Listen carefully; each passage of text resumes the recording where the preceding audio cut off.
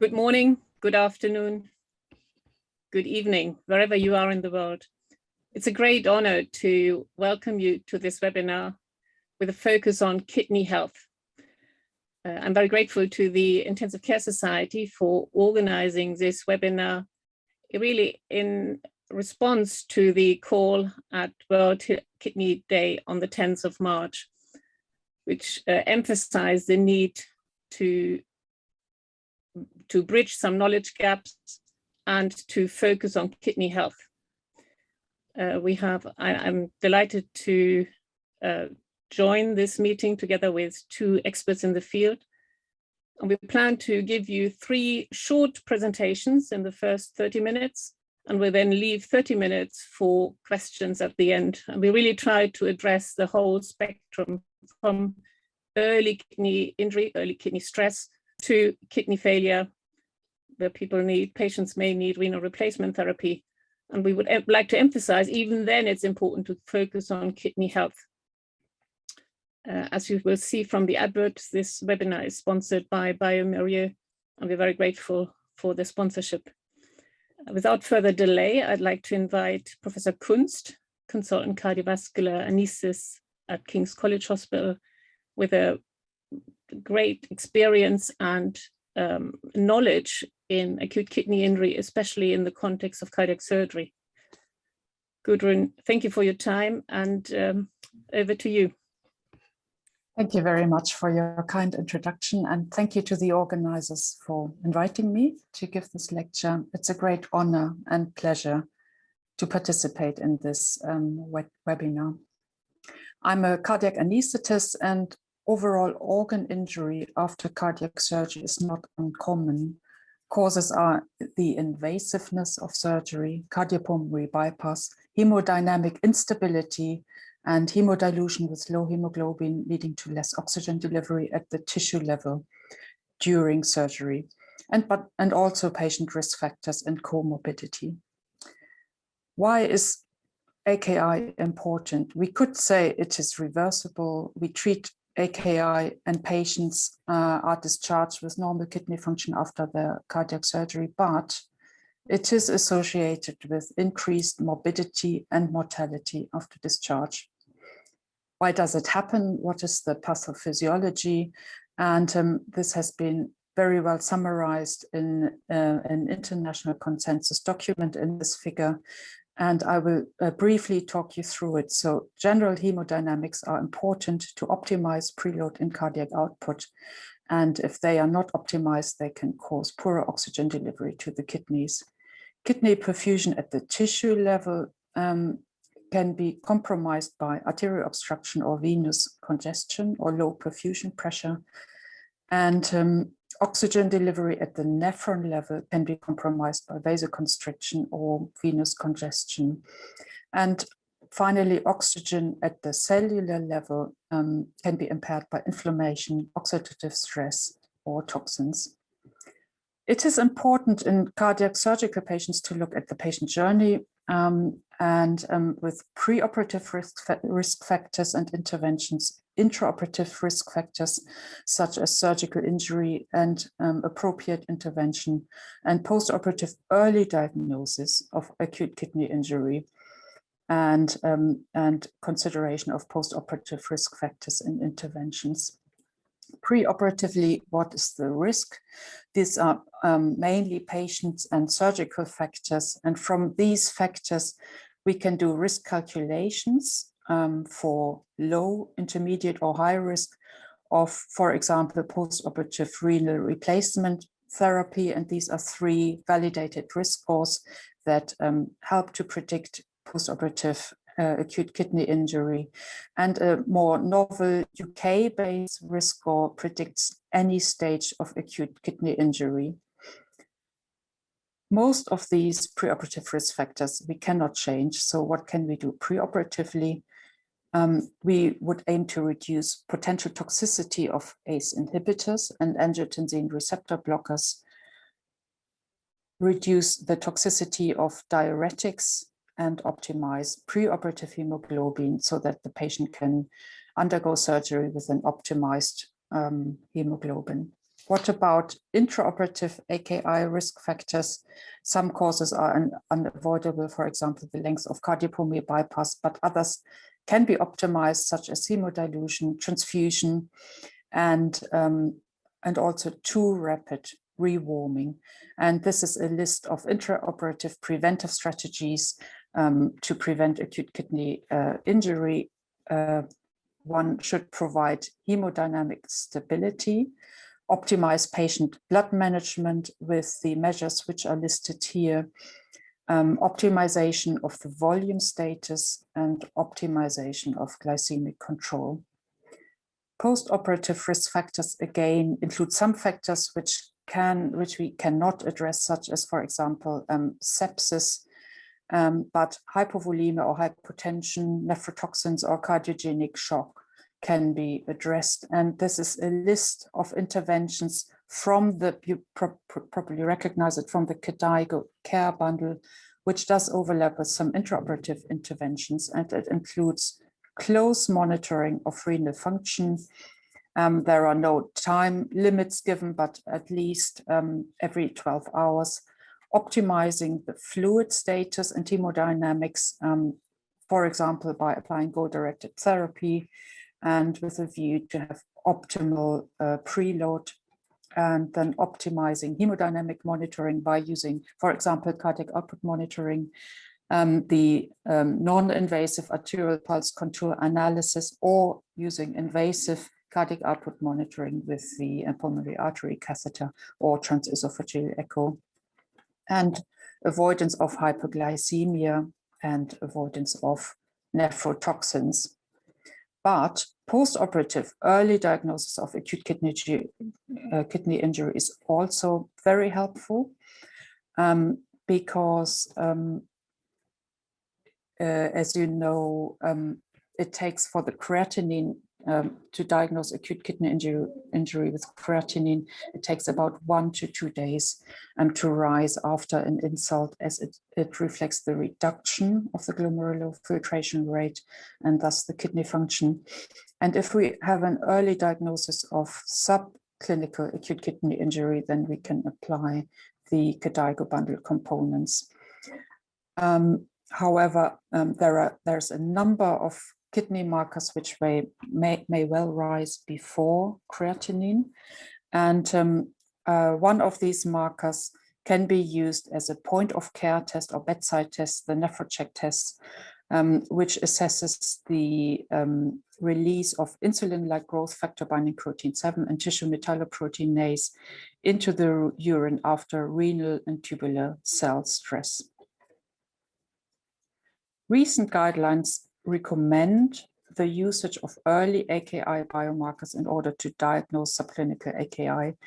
And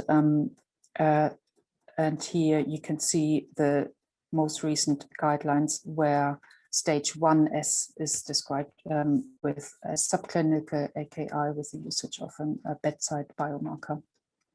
We have used the NephroCheck test in our hospital in 100 consecutive patients. And I would like to share some of the observational results which have been put together by the academic clinical fellow, Dr. Benjamin Milne, here at King's College Hospital. And of 100 patients, 84 patients were NephroCheck negative and 16 were NephroCheck positive. And the NephroCheck positive patients had a much higher incidence of AKI stages 2 and 3. About a third of the patients developed AKI stages of moderate and severe, not moderate and severe acute kidney injury. And 70% of the low-risk patients who had negative NephroCheck tests had developed no acute kidney injury. Now, you may say that the KDIGO bundle components are applied at every patient after cardiac surgery because they are all high risk, but this is not necessarily the case. And we've compared the application or the implementation of the KDIGO care bundle before the implementation of the NephroCheck tests and after, and before only about 4 bundle items were used, and afterwards significantly more bundle items were applied.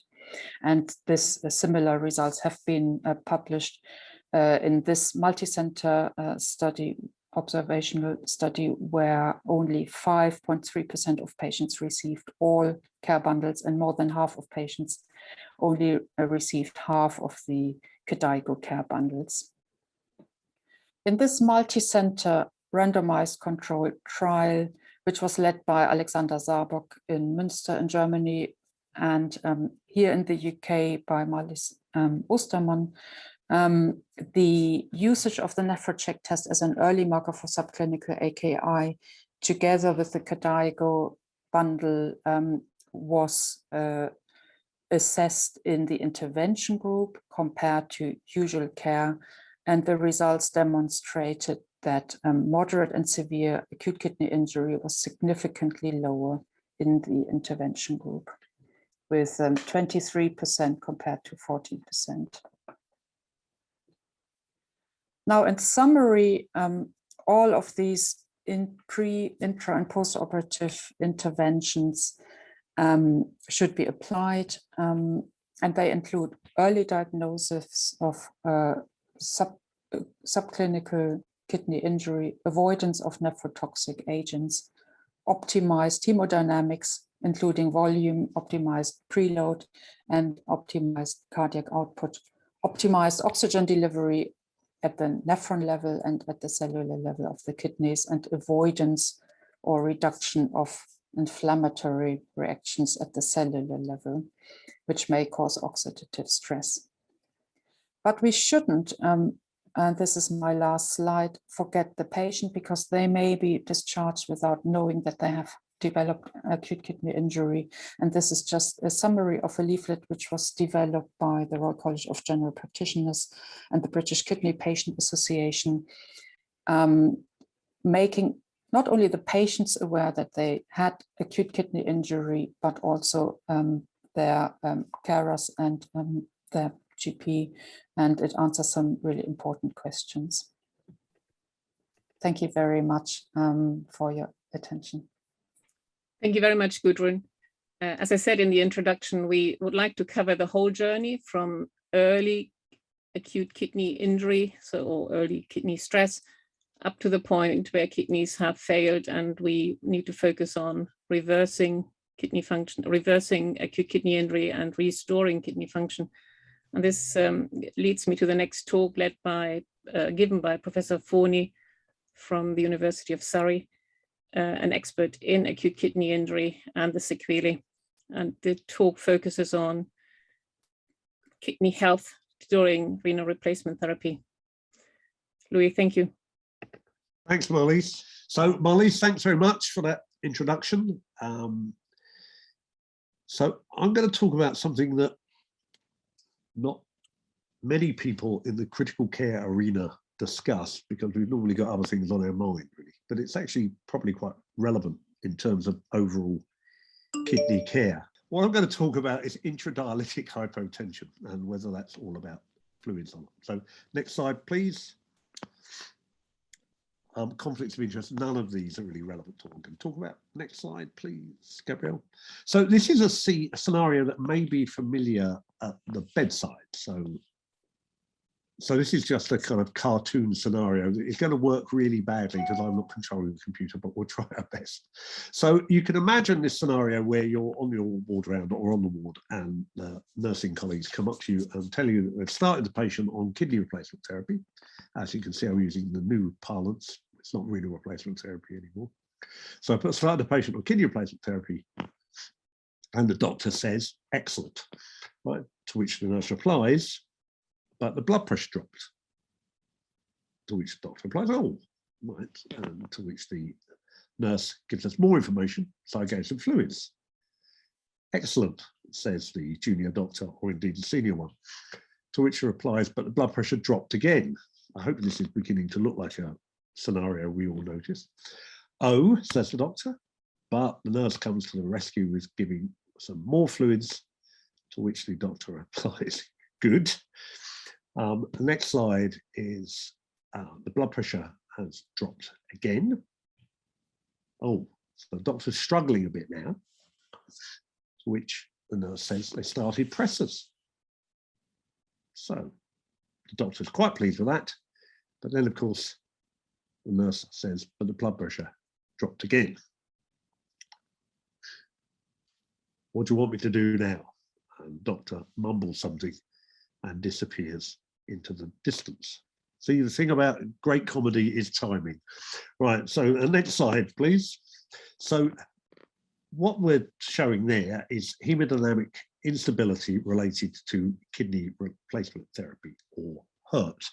And hemodynamic instability can complicate all forms of renal replacement therapy, either intermittent hemodialysis, chronic continuous kidney replacement therapy, which is what most of us in the UK would instigate on the ITU, or prolonged intermittent, so the SLED type processes, all of which can develop HERT. So how common is that? So the problem with defining, or the problem with working out how common it is trying to define it. So you can see that if you look at the literature on intermittent hemodialysis treatments, it can be anywhere between 10 and 70% of treatments. And in fact, the continuous therapy is anywhere between 20 to 45%. So there's quite a significant spread. And why is there such variability in reporting? Well, the next slide will tell us that. It's because it's defined either as a drop in blood pressure on dialysis, and most information comes from the intermittent hemodialysis literature.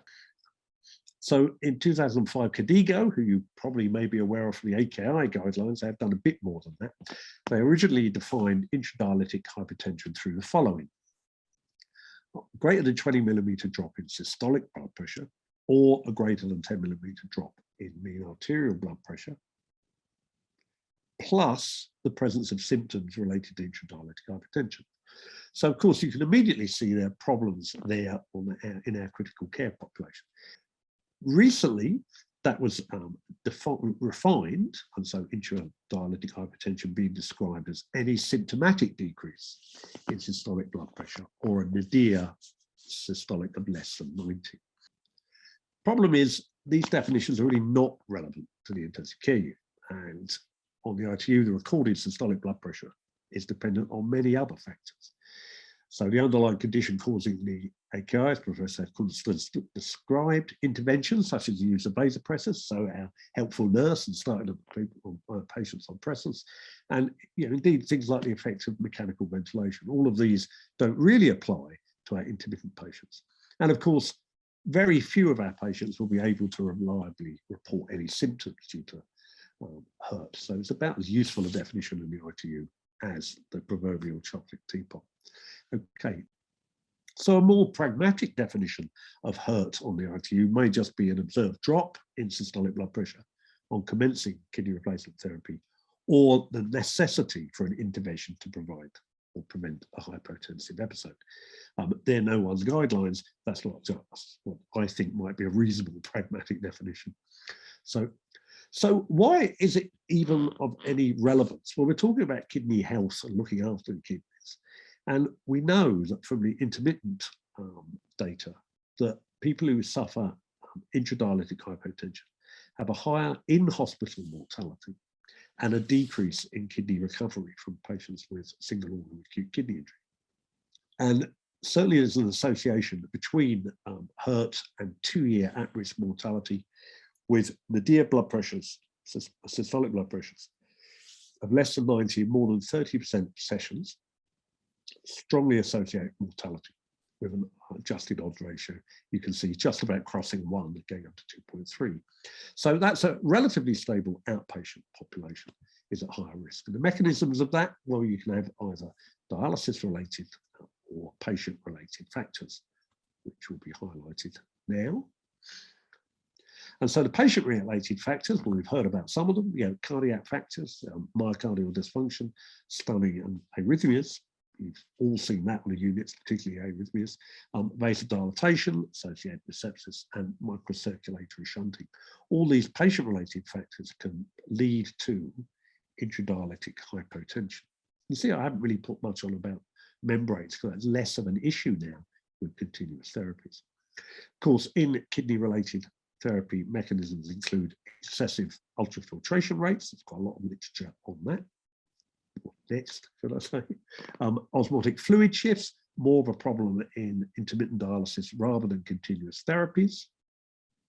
Number 3, the composition of the dialysate, again in dialysis. Some of our French colleagues are particularly good at manipulating the dialysate composition to avoid hypotension. The temperature of your dialysate, of course, in intermittent therapies, again, can prevent dialytic hypotension. And finally, myocardial stunning, which we'll talk about briefly. Okay. And so this is a myocardial stunning is something we observed during intermittent hemodialysis in patients who are undergoing single organ support for acute kidney injury. So these were patients who came in with AKI and were treated with intermittent dialysis on a renal unit rather than an intensive care. And what we found was, if we looked at standard measures like blood pressure and pulse rate, we didn't see much change in these parameters across the dialysis period. But if we had more invasive monitoring using echo, and we could see that we had an increased evidence of regional wall motion abnormalities and evidence of global longitudinal strain associated with dialysis. And you can see it was really quite significant, with an increased number of segments with time on the dialysis machine. And with more interventional monitoring, this wasn't actually interventional, this was bioreactants, but we can see there was a change in stroke volume associated with myocardial stunning, as well as other parameters that you wouldn't normally detect. So it's quite interesting in that these parameters became apparent, or these changes became apparent, before there was any episodes of intradialytic hypertension. So the mechanisms behind this are quite complicated, as you can imagine, and have been summarized in this quite nice review, which is available in intensive care medicine. And the overall summary of the mechanisms described in the next slide, which shows there are, as I said, patient and kidney related, patient and dialysis related factors, and factors leading to decreased cardiac output and decreased peripheral resistance, leading to a hurt-like picture. And the mechanisms within that are quite detailed and complex and beyond what time we have now. So because I thought what we want to concentrate on is if our patients are developing intradialytic hypertension, what we could do about it. Well, one of the things we can do is reduce the fluid removal rate, so reduce your ultrafiltration rate. I'm sure you all do that.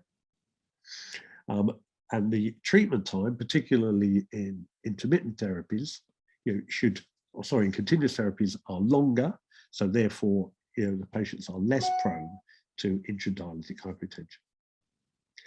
The flow rates or the dose that should be achieved can be reduced to reduce, again, intradialytic hypertension. And sodium concentration within the dialysate, particularly if you're using intermittent or prolonged intermittent techniques, can be utilized to reduce hurt. And calcium concentration in the dialysate, again, can be altered to reduce hemodialysis-induced hypotension. Okay. So in conclusion, right, you may say, well, it's all about fluid and fluid removal. Well, I think I probably showed you, albeit briefly, that some of the cardiac abnormalities you see are not associated with that. And most of the manipulations are really aimed at people on intermittent therapies. And so few of us in the UK use those. It's not seen as our first choice treatment in terms of management of dialysis patients. So with that, is intradialytic hypertension all about fluid? I think the answer to that is probably a resounding.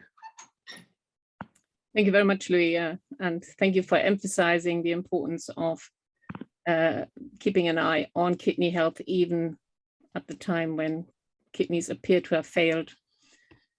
As I already said, the theme of this year's World Kidney Day was Kidney Health for All, and it was associated with a call for more education.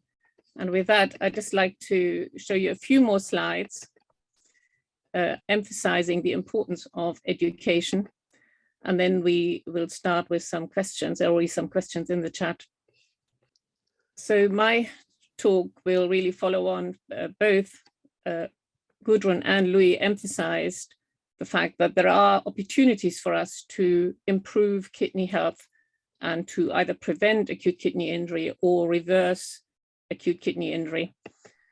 And that was the theme of this year's World Kidney Day, Kidney Health for All and bridging the knowledge gaps.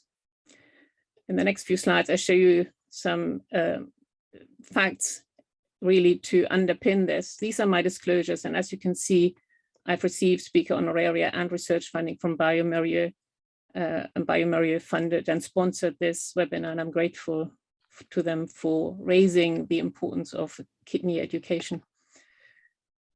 Goodrun and Louis both emphasized the fact that the kidneys are very vulnerable, and importantly, we are worried about the kidneys because not only can they fail, but even if they fail, when they fail, they put other organs cause other problems for other organs, cause dysfunction of other organs.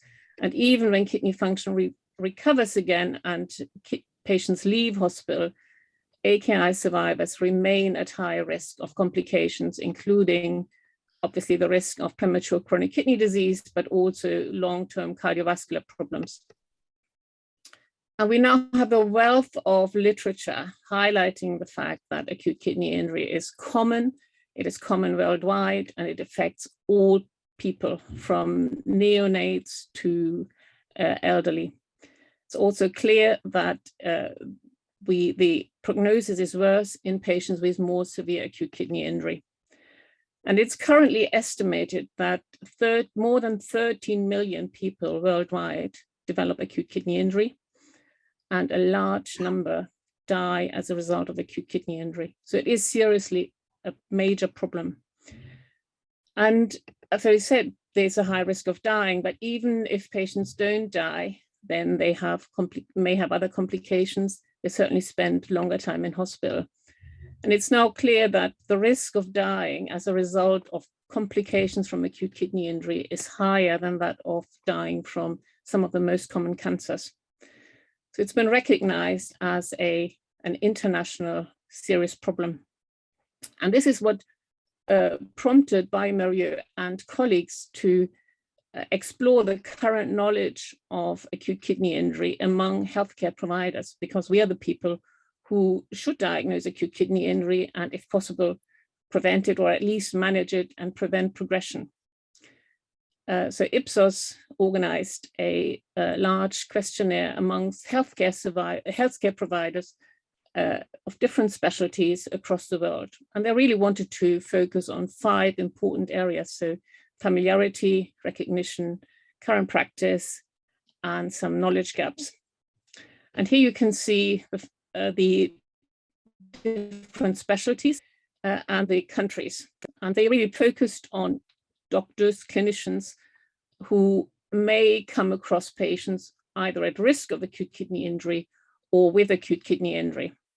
And these are doctors who could really make a difference in preventing acute kidney injury or initiating some initial management strategies.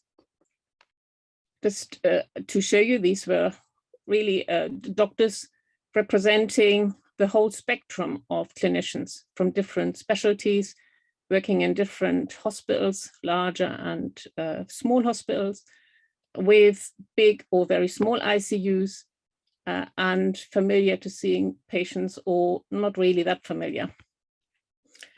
And I'll just show you some key messages of this survey. Firstly, there was 54% of respondents felt that the current diagnostic tools to diagnose acute kidney injury were inadequate, and there was a higher risk of missing acute kidney injury.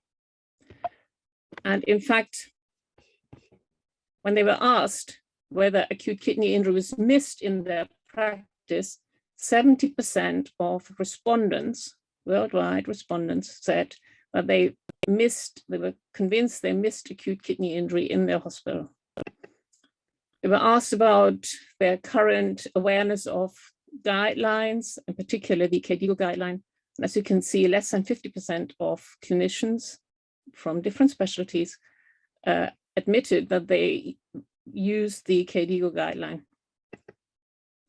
And then lastly, they were asked whether they were aware of the potential long-term sequelae of acute kidney injury. And they were asked to identify conditions that may lead to chronic illness. Acute kidney injury is one of them. And only 2 out of 3 were aware of the potential long-term risks. And you may be a bit surprised, but again, I want to emphasize that we may easily think, oh, this was just the ED clinicians or the cardiologists who had less awareness. If you look at the different specialties and firstly look at the diagnosis of acute kidney injury, you'll see knowledge gaps in all specialties, including nephrologists. Only 2 out of 3 nephrologists who took part in the survey, who volunteered to take part in the survey, were aware of the current definition of acute kidney injury. And similarly, when looking at the long-term sequelae of acute kidney injury at the bottom, not all clinicians and not all nephrologists were aware of the potential risk of harm from acute kidney injury. So there are clearly knowledge gaps here which need to be addressed. So with that in mind, I'd just like to remind the audience of not only the call of the World Kidney Health Day, but also publications like this of the AKI Now initiative from the US, and really all emphasizing the fact that we need to address education and awareness in order to bridge these knowledge gaps and overcome the problems in acute kidney injury, really with the aim to improve kidney health worldwide. And that's where I want to finish and open the webinar now to discussions and addressing the questions in the chat. Now, there are numerous questions. One of the first ones was really for you, Goodrun, and there were some questions about the NephroCheck and what it does. I don't know whether could you just address it? Yes, the practical aspects of the NephroCheck include taking some urine and pipetting a specific amount of urine into the NephroCheck device, and then after 20 minutes, one would receive the result of the NephroCheck test. We are in critical care used to point of care tests, and I always compare it with the TEC, the thrombus elastography, which we use regularly, and so it's easier than using the TEC monitor, which we frequently use. So, but it does obviously include doing the test, and it also does include calibration of the NephroCheck device on a daily basis. But it's fair to say it measures 2 early cell cycle arrest biomarkers, and you get the result within 20 minutes. That's right, yes. Yeah. Mm-hmm. Okay. Louis, there's a question for you, I think, and it's about timing of renal replacement therapy as part of kidney health. Right. So, yeah, so I think I saw that question from Catherine, I believe. Yes, correct. Yeah, who asked, when is the right time to start renal replacement therapy? And sometimes she feels we wait too long before starting with certain patients. Well, that's a very interesting question, and the answer will in part depend on which part of the world you're in.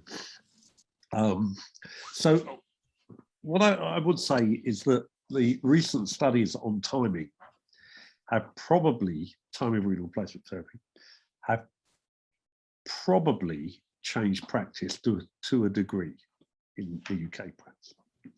So Aki and Ideal, and then subsequently Start AKI, seem to suggest that a more delayed strategy, or shall we say a strategy that wasn't accelerated, wasn't associated with any benefit in terms of short or long-term outcomes, and probably was associated with a slight increase of complications, mainly because within that group, there were patients when renal replacement therapy was delayed who never actually received it because they didn't need it,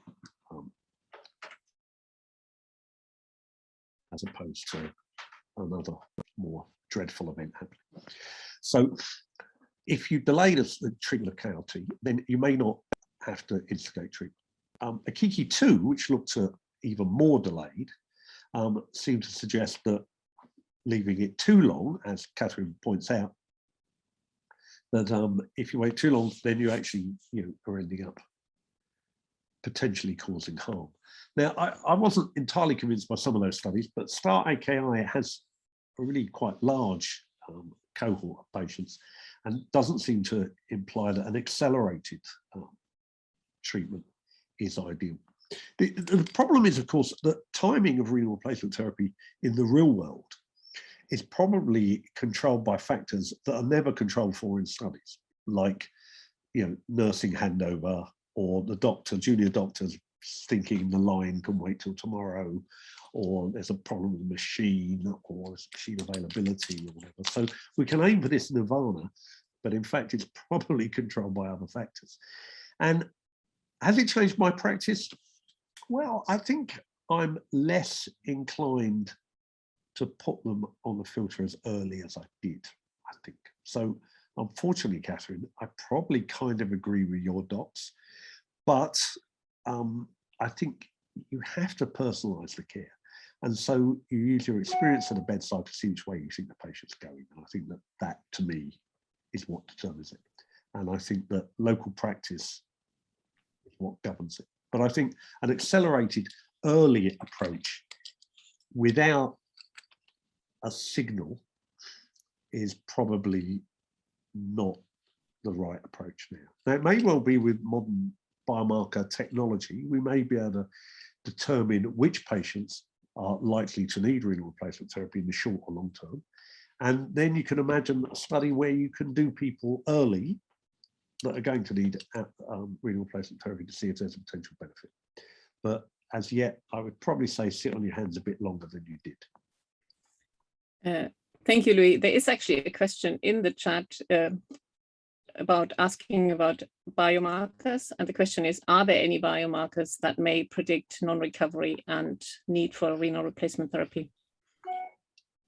Me to answer that one, or? Yeah, if you do, and then I'll get to Goodrun with a different one. Okay, so yes, there is the Ruby study, which was part of the Gemstone group of papers following the Sapphire, which was a Nephrologist paper, and Topaz. And so Ruby looked at markers of non-recovery. So it looked at patients with stage 2 or 3 KDIGO classified AKI that had persistent AKI to at least 72 hours after that. So it looked at 72 hours after they developed stage 2 or 3. And there was a biomarker that seemed to predict that, which was chemokine CCL14. Now you're probably thinking, what the hell is that? And that's not an unreasonable conclusion to come to. But CCL14 is a chemotactic chemokine, and one of its features is that it's associated with macrophage Th1 to Th2 transformation. Now, before you think I'm just burbling on, it is actually relevant, because Th2 macrophages are more involved in the fibrotic pathway rather than inflammatory, acute inflammatory. So you can imagine a change to a cohort that's more associated with fibrosis would be an indicator of potential bad news. Now, there have been subsequent studies looking at CCL14. It seems to be quite promising. And you may imagine a study where it could, in combination with other predictive models, be used to predict which patients will need renal replacement therapy. And then you may be able to do a timing on early versus standard. So CCL14, the Ruby study is the one to look at. Great, thank you. Goodrun, I have a question for you.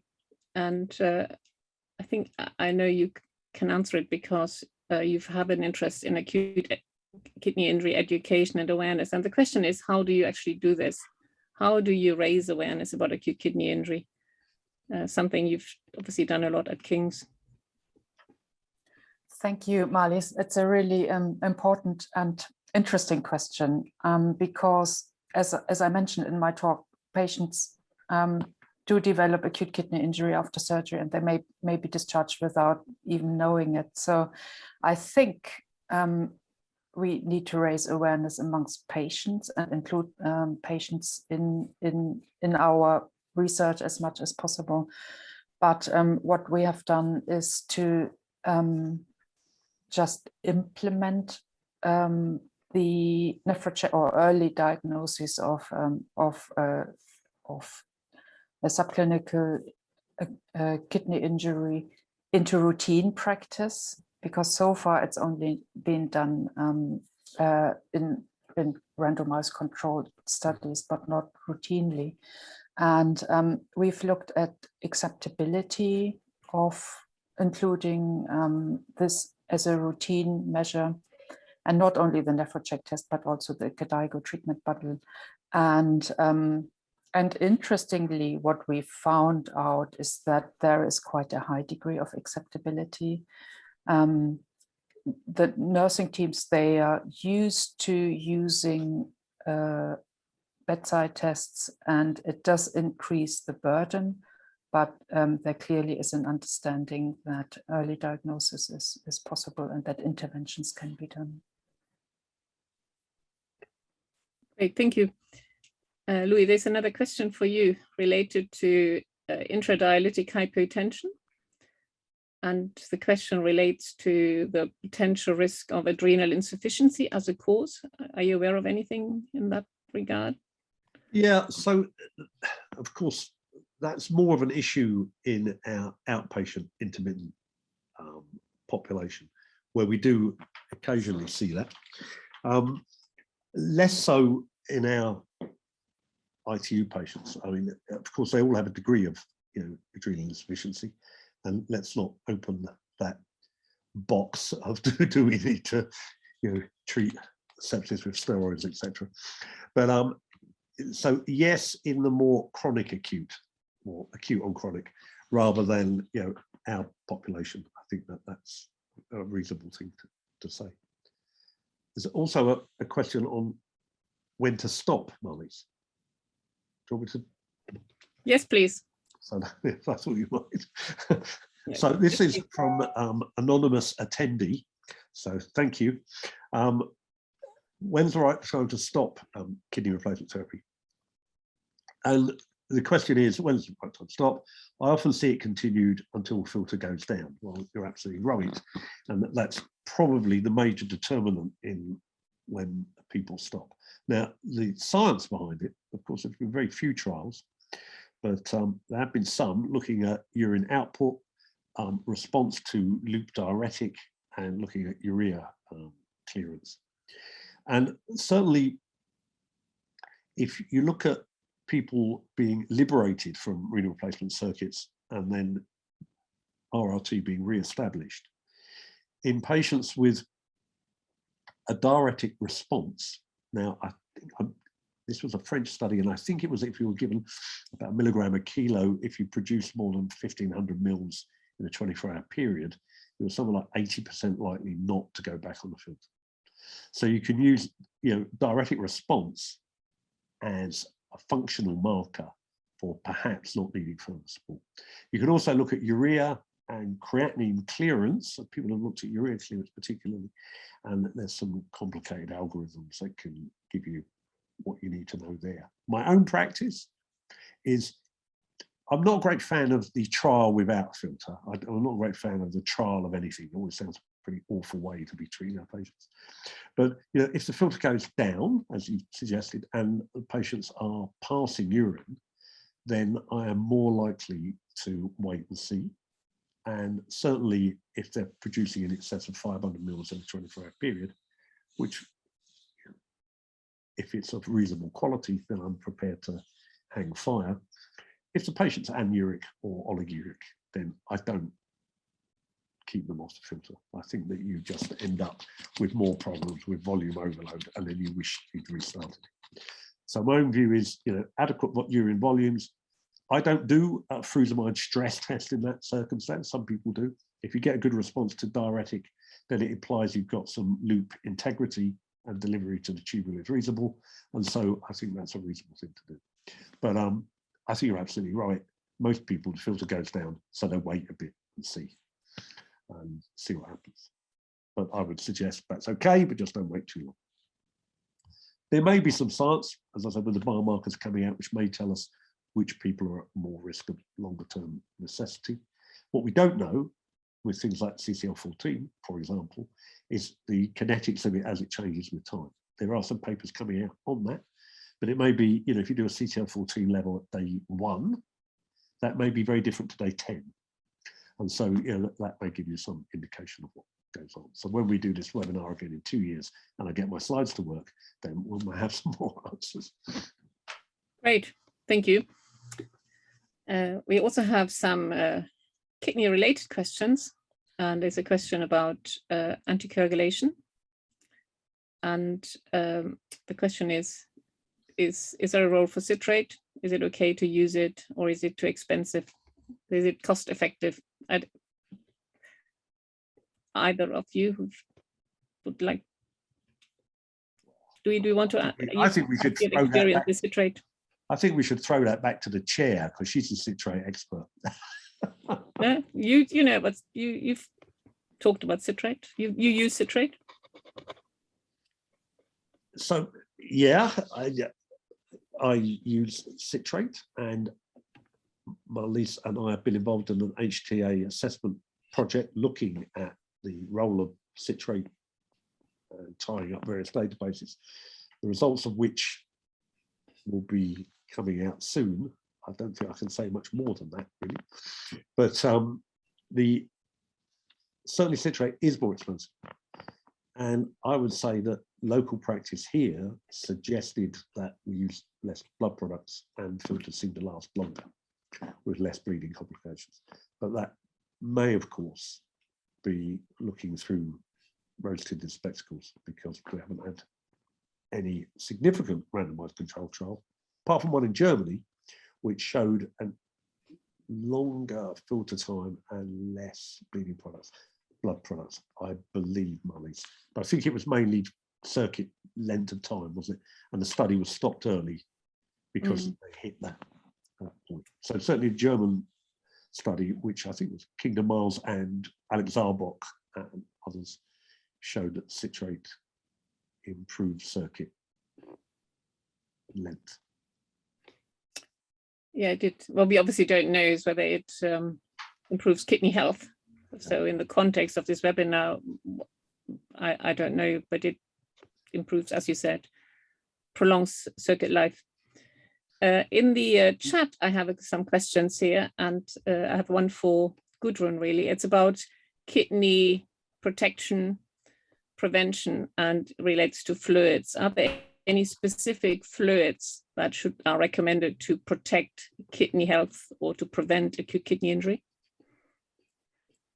I don't think that one should recommend a specific fluid. So usually we use normal saline or electrolyte fluids during surgery. There has been some but these are older reports, some reports about starches, which may have an influence on kidney function.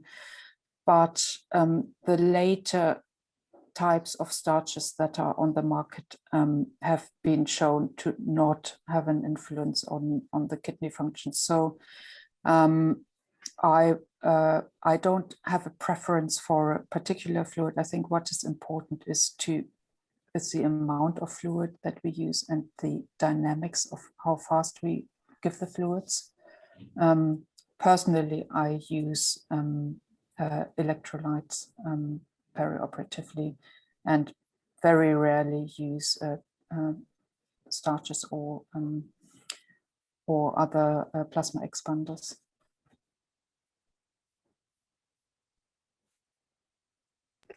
Thank you. That's mainly intraoperatively.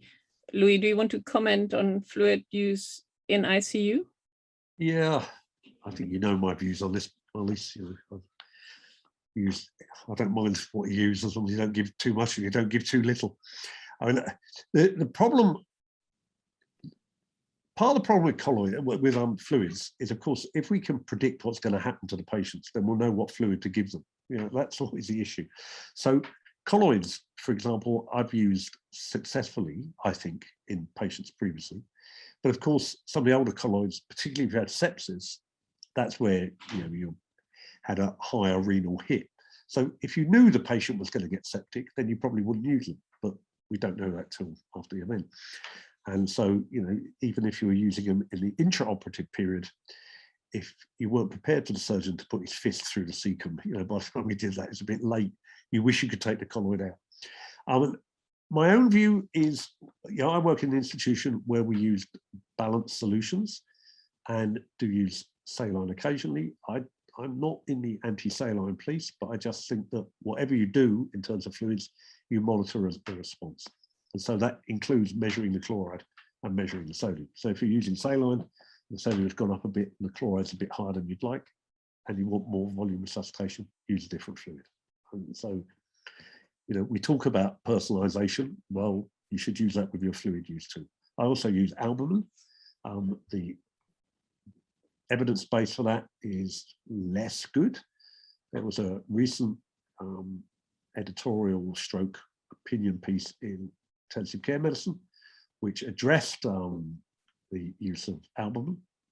One of the panel wrote it, and it's an interesting read, so it's worth looking at.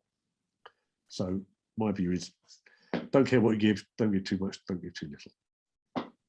Great, we've got 4 minutes left and there are still a few more questions. So one more, I think, for Louis. Using CRRT or intermittent hemodialysis for extended periods of time. Does it matter? Does it have any impact on long-term outcomes? Yeah, so there's a great quote, of course, those who don't take lessons from history are doomed to repeat them. And I would urge you to go and have a look at the swing study from Sweden, which was quite interesting because the Swedes had a very good, have got a very good database where they look at the renal, chronic renal population that can be tailored into the intensive care population. And they showed quite dramatically that once they moved to continuous renal replacement therapies in their Swedish ITUs, there was less long-term dependence on intermittent hemodialysis. Now, and I think that's a very good observational study. There are obviously complications. It's not randomized, it's not contemporaneous. And there are other studies from France which have suggested that perhaps there isn't a difference. There's a systematic review written by Ron Wald, which has looked at a lot of timing studies and modality studies, which certainly gives a signal that patients who have continuous therapies are less likely to end up on chronic renal replacement therapy. And so the question is always, what would you do to a member of your family? And so if it was my wife, God forbid, but if it was my wife, I would rather she was on continuous therapies if she needed support on the intensive care unit. And that one of the reasons that would drive that is the fact that there's a lower risk of need for continuous therapies. Thank you. Now, Louis, you are a nephrologist as well. So I have the last question for you, which is, do you think all ICU patients requiring kidney replacement therapy should be referred to a nephrologist? I mean, I think that anyone with acute kidney injury needs to see a doctor that knows what they're doing, and a nurse that knows what they're doing, regardless of what ticket they get. So, yeah, and this is a general view. I think that nephrology training in the UK sometimes is a little lacking in terms of the interface with critical care.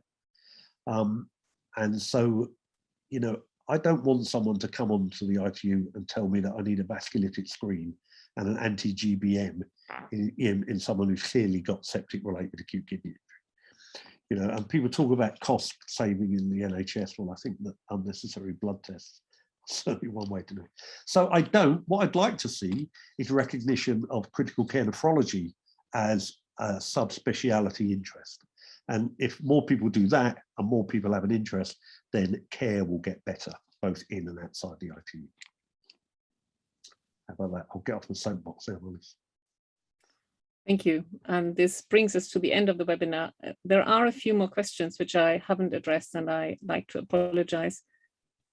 But in the interest of time, and also with respect to the fact that some of the panel members are on call at the moment, I would like to conclude and finish this webinar, really saying thank you to the Intensive Care Society for organizing it.